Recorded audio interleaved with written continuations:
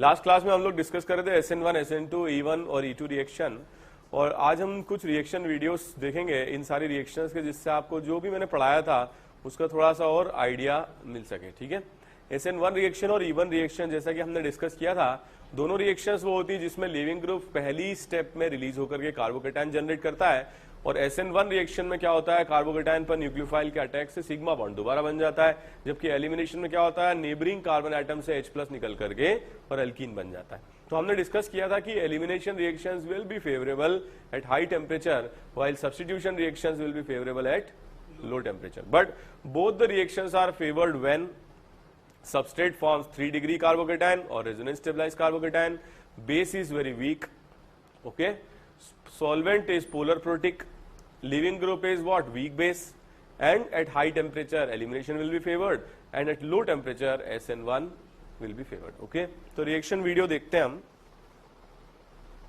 वो ऑफ कर दो लाइट्स।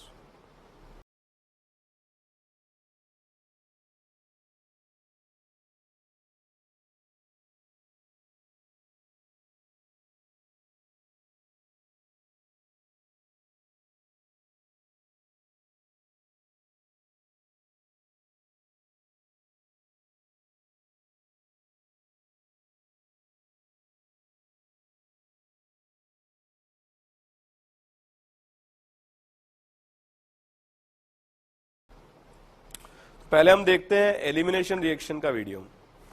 देखिए, एलिमिनेशन रिएक्शन में देख रहे हो आप, ये 3 डिग्री सबस्ट्रेट है, और इस 3 डिग्री सबस्ट्रेट से जो लिविंग ग्रुप जुड़ा हुआ है, जब हम रिएक्शन कराएंगे तो क्या होगा, ये पहली स्टेप में यहां से एलिमिनेट हो जाएगा, ओके, और कार्बोकेटायन डेवलप हो जाएगा, ओके। तो ये जो कार्बोकेटायन डेवलप हुआ है, इस पर नेबरिंग कार्बन एटम पर या नेबरिंग 3 कार्बन एटम्स है, और यहां पर जो भी H है, हाइड्रोजन है, वो H+ के फॉर्म में एलिमिनेट होगा, जिससे कि कार्बोकेटायन और नेबर के बीच में डबल बॉन्ड डेवलप होता है। इन केस अगर एक से ज्यादा अल्कीन बनते हैं तो जो ज्यादा स्टेबल होता है वो सेटजेफ होता है, मेजर प्रोडक्ट होता है, और जो लेस स्टेबल होता है वो हॉफमैन होता है, माइनर प्रोडक्ट होता है।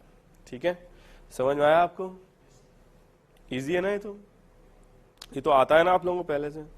सो एलिमिनेशन रिएक्शन में फर्स्ट स्टेप में क्या डेवलप होता है, कार्बोकेटायन, और नेबर से H+ एलिमिनेट होकर के क्या होता है, कार्बन कार्बन के बीच में डबल बॉन्ड आ जाता है। ठीक है, so this is the mechanism for what, E1 reaction. Next we discuss about SN1, जो कि बहुत क्या है, बहुत ज्यादा क्लोज रिएक्शन है, किससे, E1 से। इसमें भी क्या 3 डिग्री सबस्ट्रेट है, तो फर्स्ट स्टेप में सेम वही होगा, लिविंग ग्रुप एलिमिनेट होगा,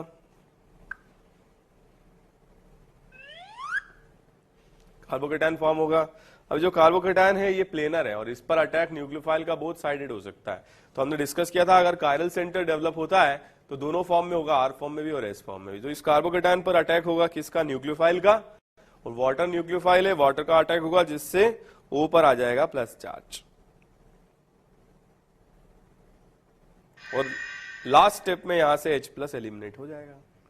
तो आप देखो, न्यूक्लियोफाइल तो H2O ही है, मगर वो H+ लास्ट स्टेप में यहां से रिलीज हो जाता है। बार बार मैं बोलता हूं ना ये सब। देखो आप एनर्जी डायग्राम देखो, पहली स्टेप में कार्बोकेटायन बना, दूसरी में वाटर का अटैक हुआ, और लास्ट स्टेप में H+ रिलीज हुआ। समझ में आ रहा है एनर्जी डायग्राम? देखो 3 एनर्जी पीक आ रहे हैं इस पर, 3 ट्रांजिशन स्टेट, पहली एलिमिनेशन टू फॉर्म कार्बोकेटायन, दूसरी अटैक ऑफ वाटर, तीसरी H+ का एलिमिनेशन। समझ रहे हो? सो दिस इज SN1 रिएक्शन। अब इसमें अगर आप देखोगे तो सिग्मा बॉन्ड बड़े, मतलब सिग्मा बॉन्ड उतने ही है, तो इस तरह की जो रिएक्शन है लो टेम्परेचर पर फेवर होती हैं, और क्लोजनेस की वजह से एलिमिनेशन रिएक्शन हाई टेम्परेचर पर फेवर होती है। देखिए फिर क्या होगा, इस पर अटैक होगा,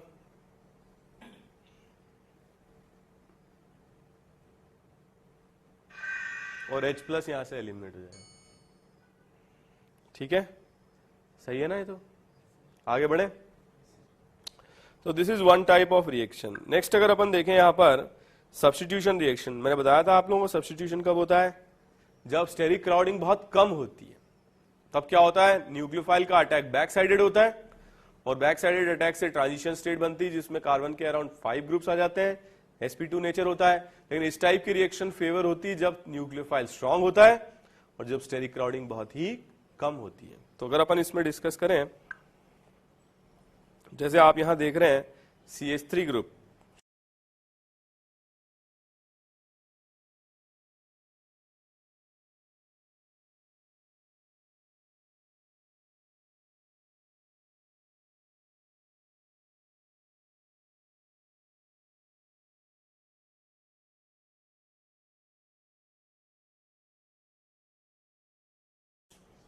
बहुत कम स्टेरिक क्राउडिंग है, तो इस पर न्यूक्लियोफाइल का अटैक बैक साइड से हो सकता है। जानते हो इस कार्बन पर पार्शियल प्लस और इस कार्बन पर पार्शियल नेगेटिव चार्ज होगा, और ये जो है ग्रीन है ये क्या है, लीविंग ग्रुप है। क्लियर? तो अगर अपन इसमें रिएक्शन देखें तो इस तरीके से न्यूक्लियोफाइल का अटैक बैक साइडेड होता है और इसी वजह से इसमें वॉल्डन इन्वर्जन होता है। जानते हो वॉल्डन इन्वर्जन? तो इस तरीके से ट्रांजिशन स्टेट बनती है और ये सारे बॉन्ड्स देखिए आप पलट जा रहे हैं छाते की तरह, अम्ब्रेला इन्वर्जन, और इसीलिए इसको क्या बोलते हैं, अम्ब्रेला इन्वर्जन को वॉल्डन इन्वर्जन। क्लियर है? तो इस तरीके से बैक साइडेड अटैक होता है और इसमें वॉल्डन इन्वर्जन होता है।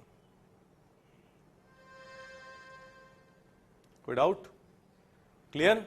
This is SN2 reaction. Next we will discuss about E2 और elimination reaction. What is elimination? अगर स्टेरिक क्राउडिंग बहुत ज्यादा है तो स्ट्रॉन्ग न्यूक्लियोफाइल भी जाकर के बैक साइडेड अटैक नहीं कर सकता है, और ऐसे केस में क्या होगा, स्टेरिक क्राउडिंग फील करेगा। देखिए आप रिएक्शन मैकेनिज्म में देखिए स्टेरिक क्राउडिंग की वजह से पहुंच नहीं पा रहा है, तो दूसरा रास्ता क्या है इसके पास, एडजेसेंट कार्बन एटम से H+ निकाल लेना और डबल बॉन्ड जनरेट कर लेना। बताया था ना आपको, incipient alkene will be formed as transition state. So this is elimination reaction. इसमें भी अगर एक से ज्यादा अल्कीन बन सकते हैं तो सेटजेफ मेजर प्रोडक्ट होगा और हॉफमैन माइनर प्रोडक्ट होगा। ठीक है, जहां की दिखाने के लिए था, तो मैं कह रहा था ये आपसे फास्ट उसमें देखते हैं हम लोग। ठीक है, थोड़ी फास्ट हिस्टेरिक क्राउडिंग है।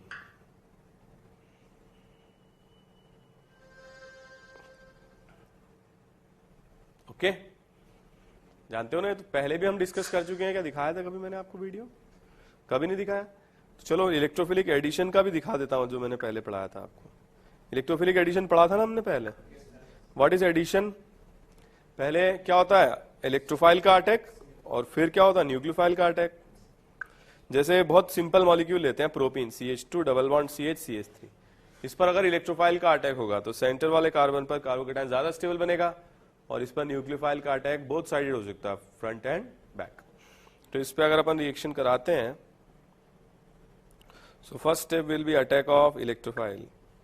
जैसे HCl का अटैक कराते हैं तो पहले क्या होगा, H+ का अटैक होगा और मोर स्टेबल कार्बोकेटायन बनेगा।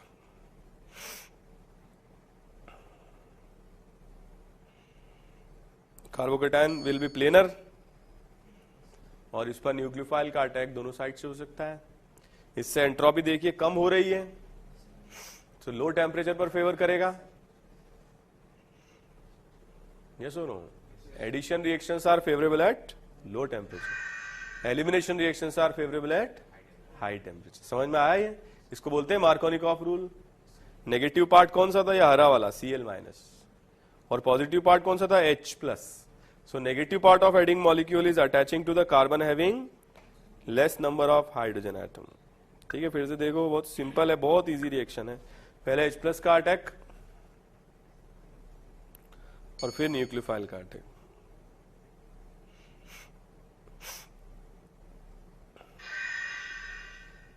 Okay, any doubt? ठीक है, इसके बाद देखिए एक और बताया था ना आपको, नॉन क्लासिकल कार्बोकेटायन, याद है? नॉन क्लासिकल कार्बोकेटायन में क्या होता है, डबल बॉन्ड के पास में Br2 आ जाता है, डायपोल के फॉर्म में डेवलप होता है, और पार्शियली डेवलप्ड कैटायन बनते हैं जिस पर एनायन का अटैक या न्यूक्लियोफाइल का अटैक बैक साइडेड होता है। बताया था एंटी एडिशन। तो इलेक्ट्रोफाइल और न्यूक्लियोफाइल दोनों ऑपोजिट एंड से अटैच होते हैं। जैसे साइक्लोपेंटीन है, इस पर अगर अपन ब्रोमीन की रिएक्शन कराते हैं, देखिए तो ये Br प्लस और Br माइनस में ब्रेक हो जाएगा। Br माइनस तो बनेगा लेकिन Br प्लस क्या होगा, नहीं बनेगा, वो डायरेक्ट जा करके 3 मेंबर साइक्लिक ट्रांजिशन स्टेट बना देगा। ऐसे आया समझ में? तो इस तरह की ट्रांजिशन स्टेट बन जाएगी। अब इस Br माइनस का अटैक होगा बैक साइड से, लेकिन इस Br माइनस के पास तो 2 ऑप्शन है, लेफ्ट वाले कार्बन पर भी अटैक कर सकता है, राइट वाले पे भी कर सकता है। लेफ्ट वाले पे भी कर सकता है, राइट वाले पे भी कर सकता है। कंफ्यूजन वाली स्टेट। तो कुछ मॉलिक्यूल्स लेफ्ट वाले से रिएक्शन करेंगे और कुछ मॉलिक्यूल राइट वाले से करेंगे, 50-50। तो अगर ये लेफ्ट वाले से रिएक्शन करके ये बनाता है, तो राइट वाले से रिएक्शन करके जो प्रोडक्ट बनेगा वो उसकी मिरर इमेज होगा। इसीलिए मैं हमेशा लिखता था डीएल मिक्सचर, याद है ना आपको? CAT बताया था, सिस पर एंटी एडिशन से क्या बनेगा, 3O डीएल मिक्सचर, और ट्रांस पर एंटी एडिशन से क्या बनेगा, एरिथो। बताया था सिस पर एंटी एडिशन से डीएल और ट्रांस पर एंटी एडिशन से मीजो। याद है ये क्या है, एनेंशियोमरिक मिक्सचर है। जैसे अगर अपन देखें इसमें फिर से, तो इस पर रिएक्शन होगी Br2 की, 3 मेंबर्ड रिंग, फिर क्या होगा, back sided attack, 2 types of products, anti, इससे भी एंटी एडिशन होगा, mirror images, they are non superimposable mirror image, they are enantiomers. आया समझ में? तो यहां तक हमने डिस्कस किया था। फर्दर हम एरोमेटिक केमिस्ट्री जब पढ़ेंगे तो उसके मैकेनिज्म्स आएंगे, then we will discuss. Okay, so today we will discuss the comparison of SN1, SN2, E1 and E2 reaction. Okay, तो कब कौन सा मेजर प्रोडक्ट बनेगा ये हमें कंपेयर करना है।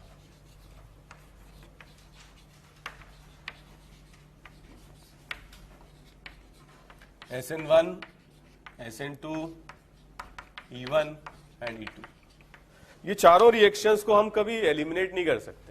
ये चारों ही रिएक्शंस की प्रोबेबिलिटी पॉसिबिलिटी होती है, क्योंकि हर न्यूक्लियोफाइल एक पोटेंशियल बेस है और हर बेस एक पोटेंशियल न्यूक्लियोफाइल है। लेकिन कौन सा मेजर प्रोडक्ट बनेगा ये हम बता सकते हैं on the basis of the concepts which we studied. ठीक है, सबसे पहले हम क्या करते हैं, सबस्ट्रेट्स को क्लासिफाई करते हैं। बहुत बेसिक सबस्ट्रेट से स्टार्ट करते हैं। CH3X 1 degree, CH3, CH2, CH2X, this is 1 degree, R, CH, CH3, HX, this is 2 degree substrate, 2 degree carbon है, and also last but not least 3 degree substrates. Okay, तो इस तरीके से जब हम इनको क्लासिफाई करते हैं तो we have a classification of substrates as CH3X basic substrate, 1 degree, 2 degree and 3 degree.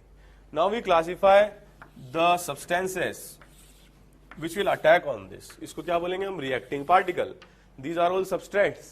और जो इस पर अटैक करेंगे वो क्या होंगे, न्यूक्लियोफाइल्स या बेसिस, वाटर, अल्कोहल, ये सब क्या है, दे आर न्यूट्रल।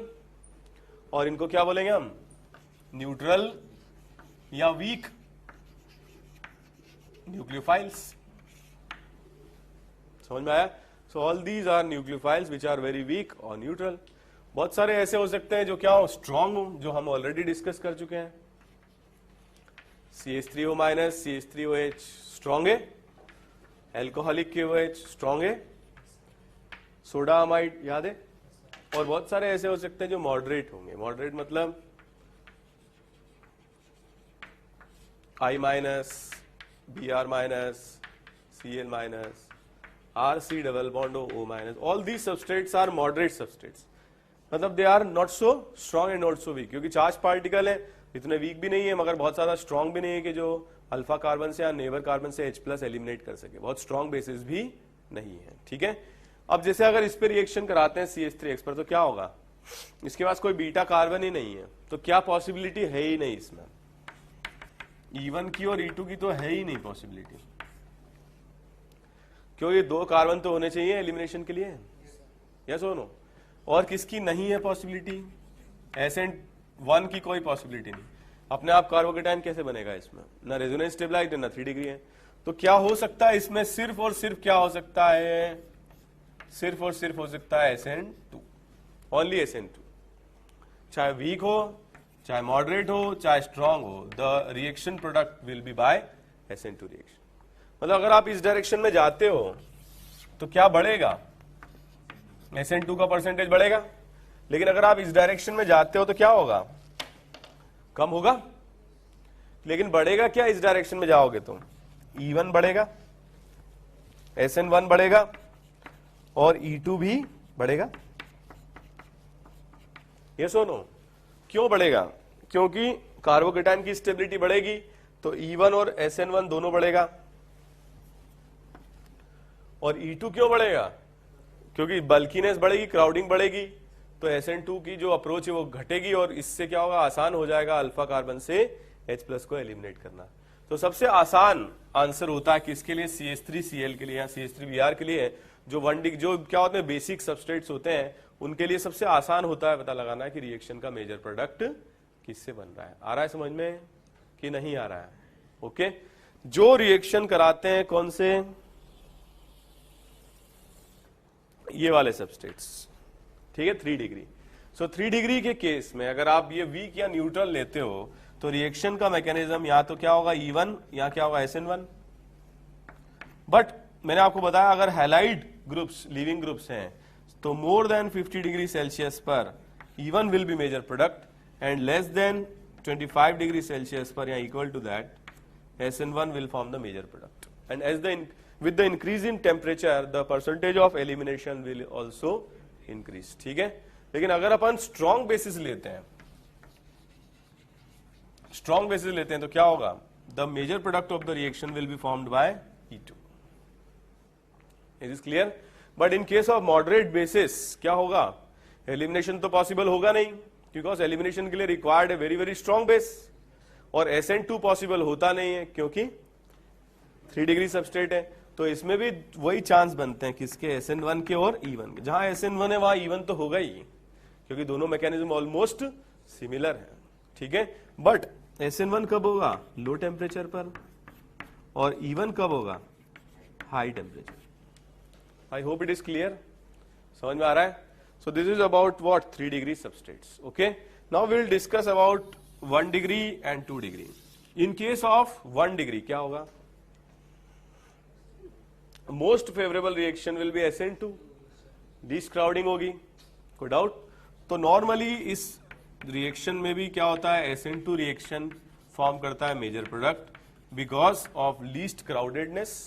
ठीक है, तो 1 डिग्री में नॉर्मली क्या होता है? SN2 will be formed as the major product of the reaction. Is this clear? 2 degree के केस में क्या होगा? SN2 भी स्लो होता है, मैंने आपको बताया था, और SN1 भी स्लो हो जाता है। ऐसे केस में when you use strong bases then E2 will lead because strong bases है और क्राउडिंग उतनी ज्यादा है कि SN2 रिएक्शन को फेवर ना करे, और स्ट्रॉन्ग बेसिस E2 को फेवर करते हैं। Moderate bases will favour SN2। Why? Because moderate bases will not have a natural tendency to abstract H+, और क्योंकि क्राउडिंग भी उतनी ज्यादा नहीं है तो मॉडरेट बेसिस के केस में SN1 और E1 रिएक्शन भी नहीं हो सकती, क्योंकि it will not wait for the generation of cation. और अगर मान लो वीक बेसिस या न्यूट्रल ही आप ले लेते हो तो रिएक्शन पाथ क्या होगा? SN1 या E1। इसमें है ना, आप ये जो 2 डिग्री चल रहा है इसमें आप जो भी नेचर ऑफ प्रोडक्ट बना रहे हो that is on the basis of nucleophile. Very weak SN2 कैसे होगा? E2 कैसे होगा? यही हो सकता है।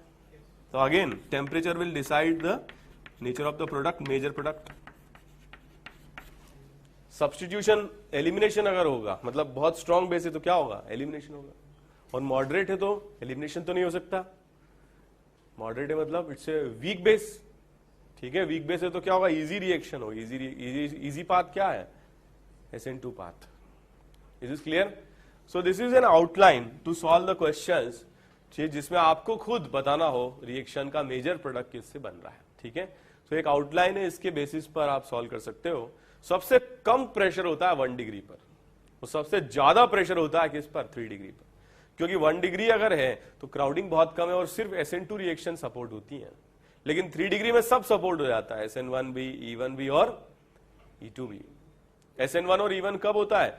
जब बेसिस बहुत वीक होते हैं, न्यूट्रल होते हैं। और E2 कब होता है? जब बहुत स्ट्रांग होते हैं। Is this clear? नोट कर लीजिए। किसी के पास में शीट है हाइड्रोजन डेरिवेटिव की?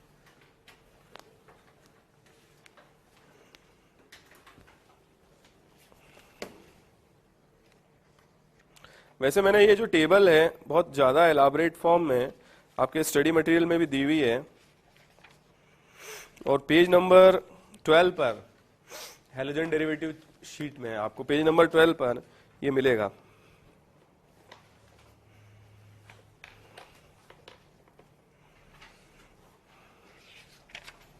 ठीक है, सो आप घर पर जाकर के पढ़ सकते हो। बाकी आपको समझ में आया? मैं कुछ क्वेश्चंस की प्रैक्टिस अभी कराऊंगा आप लोगों को। ओके, ये समझ में आया जो मैंने पढ़ाया?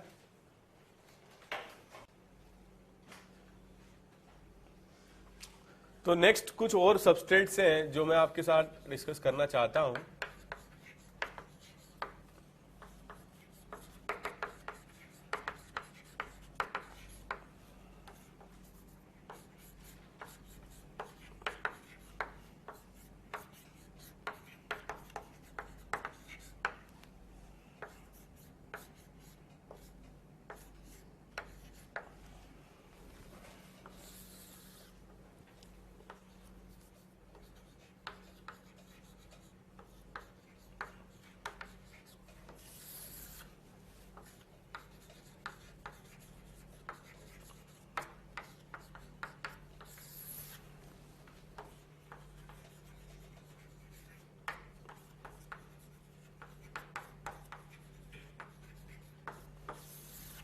ओके, अब जैसे ये सबस्ट्रेट है CH3Cl, तो क्या होगा?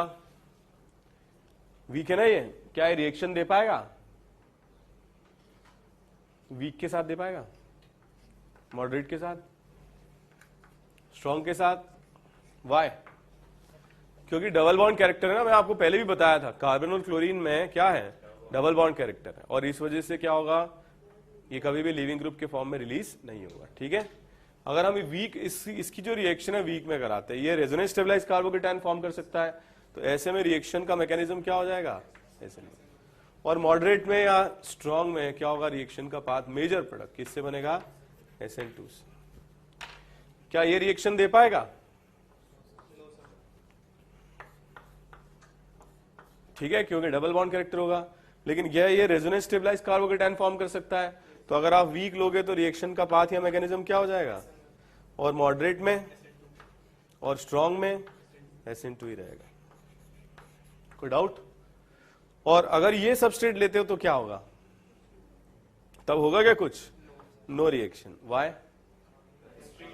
बिकॉज SN1 तो पॉसिबल है नहीं, SN2 क्योंकि इन्वर्जन नहीं होगा, पॉसिबल नहीं है, एलिमिनेशन भी इस तरह के केस में पॉसिबल नहीं है, क्योंकि यहां डबल बॉन्ड भी नहीं आ सकता है। समझ में आया? एक और सबस्ट्रेट लेते हैं, अगर हम इस तरह की रिएक्शन कराते हैं 1 डिग्री सबस्ट्रेट में,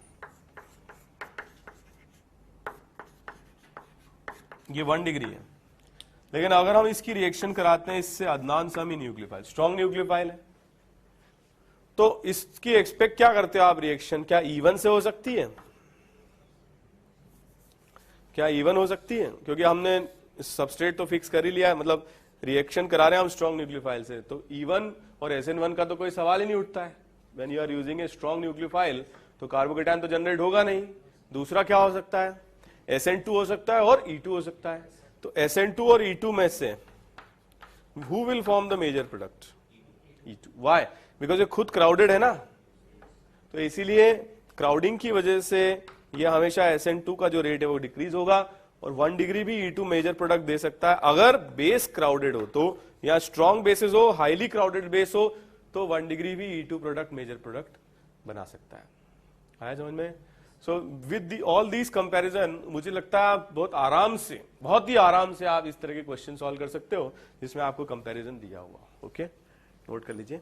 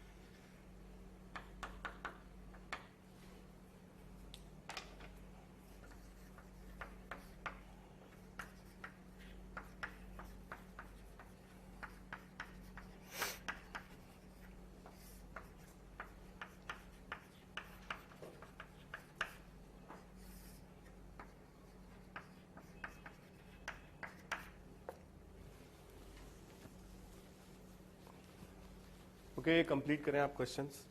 आपको इसमें बताना है कि मेजर प्रोडक्ट किस मैकेनिज्म से बन रहा है और प्रोडक्ट भी बताना है आपको।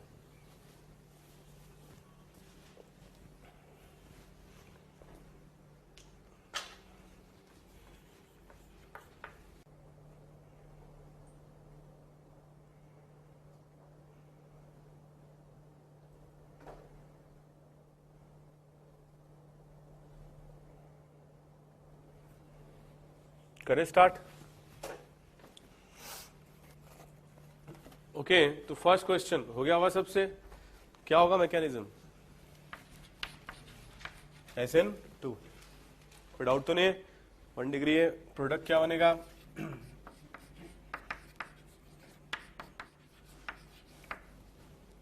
कोई doubt? Clear? Second question, aqueous KOH क्या होगा? SN2। स्ट्रॉन्ग बेस है ना, तो SN1 हो भी नहीं सकता है, तो इसलिए यहां पर आएगा PHCH2OH। मगर जब रिएक्शन होगी किससे? H2O से, सो रिएक्शन का पाथ बदल जाएगा, मैकेनिज्म बदल जाएगा, क्या हो जाएगा? SN1। ठीक है, carbocation formed is resonance stabilized, so SN1 हो जाएगा, but product will be same. Any doubt? So this is 3 degree, forget about SN2। Alcoholic KOH, reaction mechanism will be E2। ठीक है, again strong base, mechanism will be E2, but the product will be different, क्योंकि ये खुद less crowded है। तो यहां से H+ eliminate करेगा, दिस इज अल्फा जहां से लीविंग ग्रुप जाएगा, दिस इज बीटा जहां से H जाएगा, मोर स्टेबल अल्कीन बनेगा। इसमें बताया था ना आपको, सेटजेफ अल्कीन।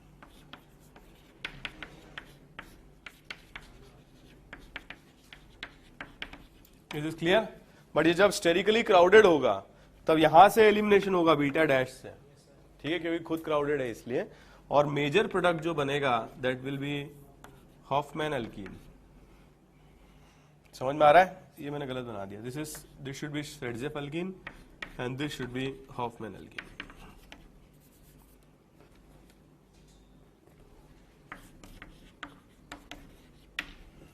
ओके, सो इसमें बनेगा हॉफमैन अल्कीन मेजर प्रोडक्ट। कोई doubt? Fourth question, again this is 3 degree, 3 degree so weak base, reaction mechanism SN1।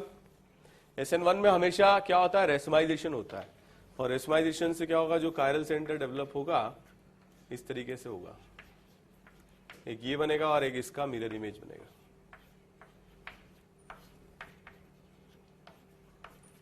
ठीक है, but in case of aqueous KOH heating, reaction का मैकेनिज्म क्या होगा? E2। ओके, और E2 से जो मेजर बनेगा वो होगा सेटजेफ। कुछ समझ में आ रहा है? ये बनेगा Saytzeff alkene, major product. Okay, इसमें फिफ्थ क्वेश्चन में अगर आप देखो, ये जो ग्रुप दिया हुआ है, यार मैं भूल ही गया लीविंग ग्रुप लगाना, सॉरी। ठीक है, लगा लिया था आपने। तो ये 15 डिग्री सेल्सियस पर क्या देगा? ये मेजर प्रोडक्ट SN1, और 100 डिग्री सेल्सियस पर मेजर प्रोडक्ट E1। ठीक है, तो SN1 जो प्रोडक्ट होगा वो कुछ इस तरह से बनेगा, और E1 जो होगा वो कुछ इस तरीके से बनेगा, elimination product. Any doubt? Okay, so next question number 6। Again 2 degree, mechanism will be SN2, very strong base, mechanism will be E2। Okay, तो इसमें अगर आप देखोगे SN2 होगा तो इसमें इन्वर्जन होगा, इस तरीके से प्रोडक्ट बनेगा।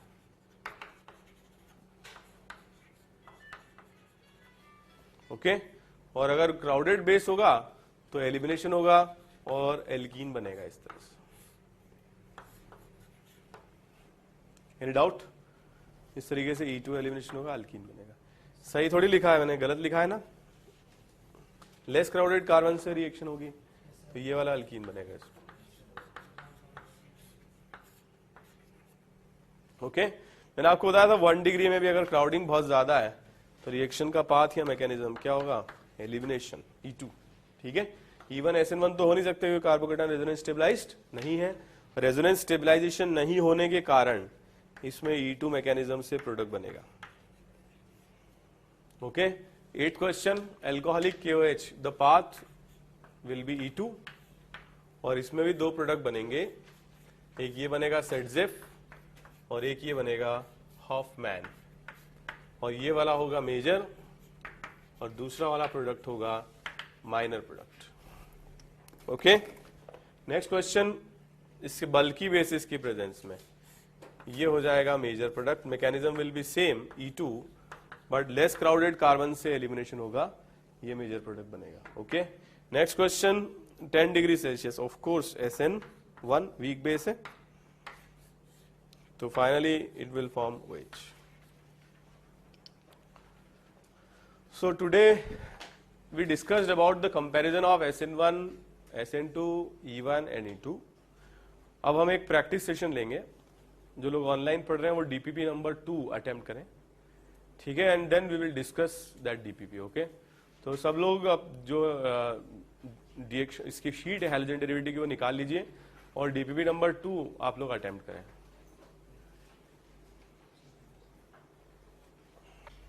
Okay, discussion DPP number 2, question number 1 कर लिया सबने? क्या आएगा? pH CH2Br on reaction with H2O, mechanism SN1। Okay, weak base है, stable carbocation, pH CH2OH product plus HBr। Any doubt? Okay, question number 2,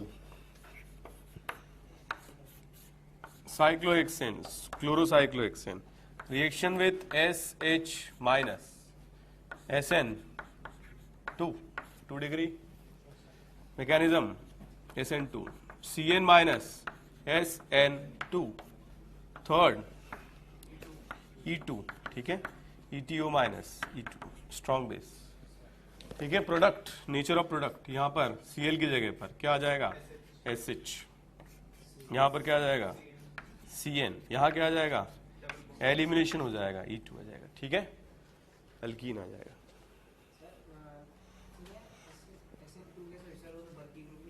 कौन सा बल्कि ग्रुप है? ET, साइक्लोहेक्सेन बल्कि 2 डिग्री है ना, 2 डिग्री है।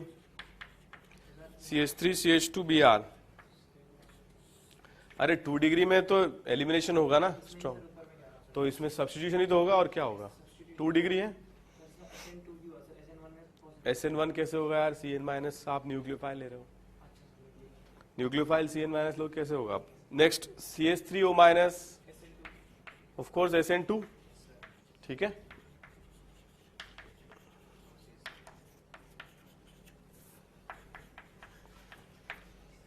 Question number 4,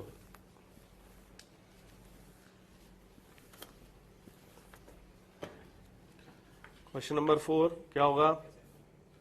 okay, 3 degree substrate है, रिएक्शन करा रहे हैं किससे? H2O, क्या होगा? SN1, नॉर्मल टेम्परेचर कंसीडर करते हैं अगर जब तक कुछ नहीं दिया हो। CH3OH, क्या होगा?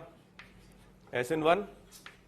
ये सारे question Morrison and Boyd Solomon से लिए हुए, डायरेक्टली मैंने क्वेश्चन लिए हुए हैं, ठीक है, सॉल्व कराने के लिए। इसके बाद ETO माइनस क्या होगा? E2। और ये बाकी के जो दोनों बचे हुए हैं, ये क्या है? स्ट्रॉन्ग बेसिस तो है मगर क्राउडेड है, तो इन सब में भी क्या होगा? E2 होगा, मगर प्रोडक्ट का नेचर बदल जाएगा, हॉफमैन अल्कीन बनेगा इसमें। जैसे इसमें अगर अपन डिस्कस करें तो SN1 से ये प्रोडक्ट यहां पे बनेगा, यहां पर Cl हट जाएगा, OH आ जाएगा, यहां पर Cl हट जाएगा, OCH3 आ जाएगा, यहां पर एलिमिनेशन से ये आ जाएगा, और यहां पर ये आ जाएगा। That's it. Okay,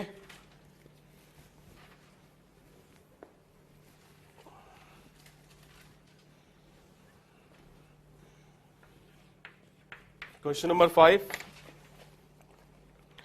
okay, two chloropentane, two chloropentane कौन सा फॉर्म है ये इसका? आर फॉर्म, चेक कर लें आर फॉर्म है क्या? First, second, third, fourth clock R form है ना ये? Okay, R two chloropentane. Any doubt? इसकी रिएक्शन अपन कराते हैं I माइनस। एसीटोन जानते हो एसीटोन क्या होता है, ठीक है। 2 डिग्री रिएक्शन का मैकेनिज्म SN2, मॉडरेट है ना ये। तो इसको कैसे बताएंगे हम, इन्वर्जन को इस तरीके से बता सकते हैं, ठीक है, SN2 रिएक्शन। इसके बाद क्या है, NaN3, सो Na plus N3 minus,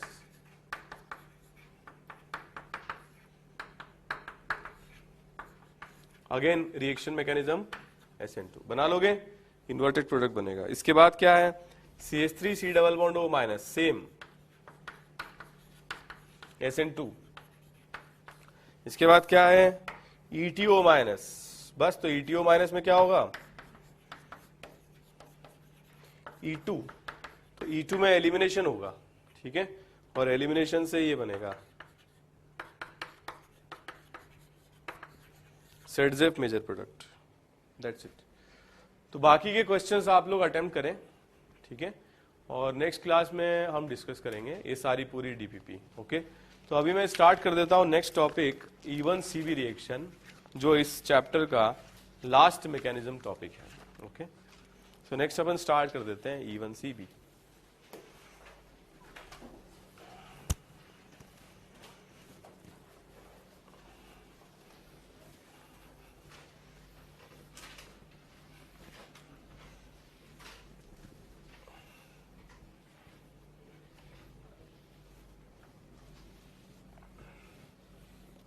test हो गया था ना आपका, एक तो दिया नहीं था बहुत सारे लोगों ने। Okay, let's start E1CB। जैसे कि नाम से समझ में आ रहा है फर्स्ट ऑर्डर, और CB में कुछ राज है, ठीक है। क्या है CB, कॉन्जुगेट बेस। जैसे E1 को और E2 को अगर अपन कंपेयर करते हैं, सिंपल E1 रिएक्शन, तो E1 रिएक्शन में क्या होता है, जो रिएक्शन है वो 2 स्टेप्स में होती है, जिसमें से जो फर्स्ट स्टेप है that is elimination of leaving group and generation of a cation that is highly stable because of either resonance or because of more number of alpha H, ठीक है, 3 डिग्री है। इसके बाद नेक्स्ट स्टेप में क्या होता है, ये जो पड़ोसी कार्बन है इससे H प्लस एलिमिनेट होकर के ये एल्कीन में कन्वर्ट हो जाता है इस तरीके से। सो this is E1 reaction. What is E2? E2 क्या होता है, इसमें एक ही स्टेप में रिएक्शन होती है, और जो बेस है वो डायरेक्टली अटैक करता है किस पर, बीटा कार्बन एटम पर, ओके।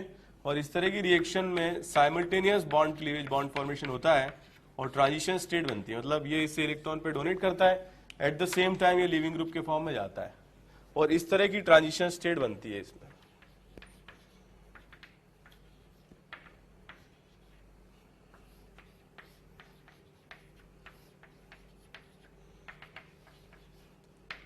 इस तरह से समझ में आया। और उसके बाद क्या होता है, HB और लीविंग ग्रुप और अल्कीन यहां पर बन जाता है, समझ में आया। मगर ये कब होगा, जब ये दोनों इक्वल स्ट्रेंथ के होंगे। ये कब होगा, जब कार्बोकेटायन फॉर्मेशन इजी होगा। मतलब अगर ये बॉन्ड ज्यादा स्ट्रांग हुआ, कौन सा, लिविंग ग्रुप वाला, मतलब C और लिविंग ग्रुप के बीच में अगर बॉन्ड बहुत ज्यादा स्ट्रांग है, तो क्या हो सकता है, उल्टा भी हो सकता है। जैसे यहां पर अगर अपन देखें C और L के बीच में अगर बॉन्ड बहुत ज्यादा स्ट्रांग है जबकि ये वीक है,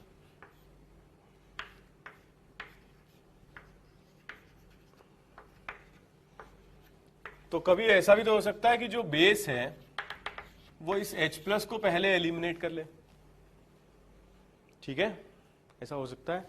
अगर ये बहुत स्ट्रांग बॉन्ड है, टूटे ही ना है, और ये जो H प्लस है यहां से एलिमिनेट हो जाए, और H प्लस एलिमिनेट होगा तो ये जो इलेक्ट्रॉन पेयर है शिफ्ट करके यहां आ जाएगा, समझ में आया। तो पहली स्टेप में जो बेस है वो कार्बन से H प्लस निकाल करके और इस कार्बन आयन के फॉर्म में इसको कन्वर्ट कर देगा,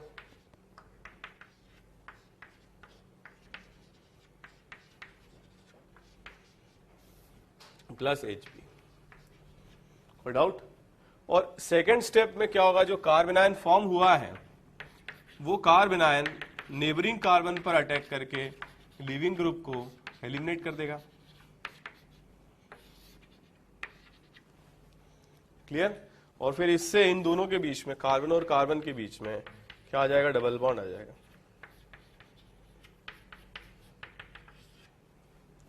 इस रिएक्शन को हम बोलते हैं E1CB। थोड़ी सी डिफरेंट टाइप की रिएक्शन है, ठीक है, compare to normal E1 and E2 reaction, ठीक है। इसमें अगर आप देखोगे सबसे इंपॉर्टेंट बात, ये जो बॉन्ड है Cl ये बहुत ज्यादा स्ट्रांग होना चाहिए। और अगर अपन कैरेक्टरिस्टिक्स की बात करें तो बहुत ही कम ग्रुप्स हैं जो इस तरह की रिएक्शन दे पाते हैं। अगर लिविंग ग्रुप है फ्लोरीन NR3+, SR2+ और OH, ऐसे ही सर्कमस्टेंसेज में ये क्या है, E1CB रिएक्शन होती है। OH जानते हो, OH minus is a strong base, so OH is also a very weak leaving group. इसको गुड लिविंग ग्रुप में कैसे कन्वर्ट करते हैं, प्रोटोनेट कर देते हैं इसको, तो H2O बन जाता है लिविंग ग्रुप। समझ में आया? तो इन लिविंग ग्रुप की प्रेजेंस में रिएक्शन का मैकेनिज्म क्या हो सकता है, E1CB। इन दोनों स्टेप्स में से इसका निकलना डिफिकल्ट है और इसी को हम क्या मानते हैं, स्लो स्टेप। और अगर ये स्लो स्टेप है तो जो रेट लॉ होगा उसके हिसाब से ये क्या आएगा, rate constant K into concentration of what, carbon ion, या इसको क्या बोलेंगे हम, कॉन्जुगेट बेस की पावर 1। सो इसमें से एसिड, ये एसिड की तरह बिहेव कर रहा है, H+ लूज कर रहा है, तो ये क्या बन गया इसका बेस, इसको क्या बोलेंगे हम, कॉन्जुगेट बेस, या क्या बोलेंगे इसको, CB की पावर 1। और इसीलिए इस रिएक्शन का नाम रखा क्या, E1CB। समझ में आया? तो H+ कहां से निकलेगा, हमारे पास यहां पे चॉइस ही नहीं है। अगर चॉइस होती तो क्या बनाते हम, मोस्ट स्टेबल कार्बन आयन बनाते हैं। यस और no? So most stable carbon ion will be formed. क्या इसका रीअरेंजमेंट होगा, यस और नो? कार्बन आयन का होता है क्या रीअरेंजमेंट, किसका होता है, so no rearrangement.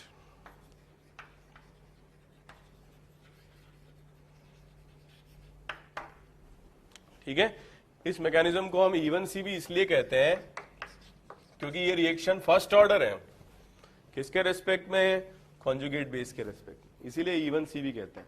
1 first order, CB conjugate base. आ गया समझ में?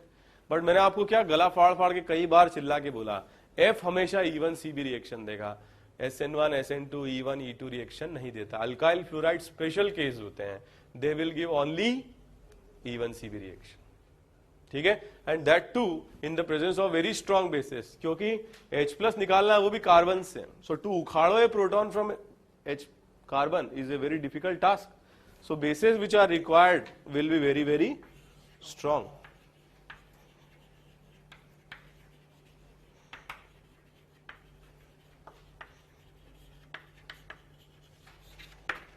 नोट कर लीजिए।